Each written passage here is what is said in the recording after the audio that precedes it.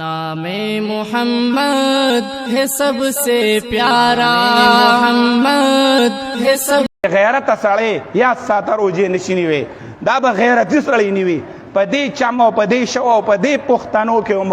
اوس نوي بې غیرته تخم راغلی دی هغه دوکان کې روجه خوره دغه دوکان کې د فریزر شاته خوره هغه ګاډی کې خوره هغه خر ګاډی کې روجه خوره هغه کندر کې روجه خوره په دغه کندر کې روجه خوره په دې حجره کې روجه خوره په دغه ناجوړه او شاړه حجره کې روجه خوره زمانه به پټ شي د دنه به پټ شي د رب العالمین نه نه پټ هغه وی الصوم لی دا روجه رب وی زما ده دا د استاد نه ده استاد په روجه سکی دا د رب روجه ده او نه به د دې روجې باره کې دا وی چې یو خوړلې شوې ده زمونږ د دې خلکو د دې خبرې نه خوله وانوړې ده یو خوړلې شوې ده دوه خوړلې شوې ده شاهدین علی انفسهم په ځان باندې د ګناه ګواهي کوي چې ما خوړلې ده نه اوخه یو سړی په دې ټول پاکستان کې پیدا کا چې هغه وایي چې ما میاشت لیدلې وه او سار له روژه نه وه بیا ځه چا لیدلې وه نو ولې داسې وی خوړلې شوې ده او داسې شوي دي او هغسې شوي دي چې یو روژه دې وخوړه نو دا د نبي علیه السلام وینا وه چې لم یقض عنه صوم الدهر کله وان صامه که دی ټول کال روجې نه وي د دې یوې روژې هغه ثواب نشي راګرځولی نو دا اوسني هلکان دې نه د ښځو د ساتلو دي دا ښځه مخې اکثر پکې داسې پیدا شوي دي ټول نه د ښځو په شان او د ښځو د جنکو په وار پیدا بلکې د ښځو نه لاندې ورته ځکه وایم چې ښځه بچارې روژه ونه خوري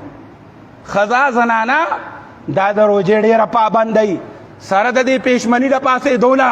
2 بجې او 2:30 بجې پاسېدو نه سره د وړو ر تربیت نه سره د روژه ماتې د تیارۍ نه زنانه روژه هم نه وي او دا د زنانو نه لاندې سړی به چې هغه روژه به خوري او که دی وایي چې زه پټ یم یاد ساته ته د هېچ چا نه پټ نه سبا د رب په دربار کې ډېر مخلوق به یو د هغوی په مخ کې به شرمنده ولاړي د الله په دربار کې به شرمنده ولاړي دا خو روژه ده دا د غیرت خبر هم ده دا د یو بابا نه جوړو ډاکټر ورته وي ویستن د لوامه بابا دا دوايي ده دا به غرمه هم خورې دې ته به روژه ماته هغه ورته ډاکټر صاحب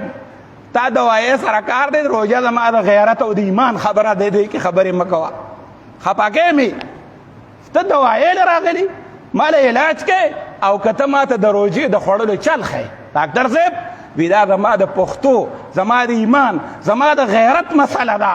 ما ته به د روژې نه وی ځکه په روژه کې الله له روژه په خوله باندې لاړم او مړ شوم نو مې پروا نشته مړه دا خو ځوانان نه دي هغه د ابوجهل غوندې غټ کافر هغه غټ ظالم هغه لوی د کوپر سرخیل او سردار هغه نوجوانانو وړو لکانو په دې روژه کې راپرځولې نه و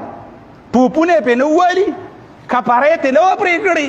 تیزونه یې ترې نه و پورته کړي دا ځوانانو هغه ځوانانو اوس ځوانان چې کوم دي نو دا لاکټې واچوه بنګړي واچوه مفي واچوه هغې لږ سره ځه د دیو په ګاډي باندې کښېنه او کور ته یې بوځه دا پردی ګاډی او دا پردی پیزار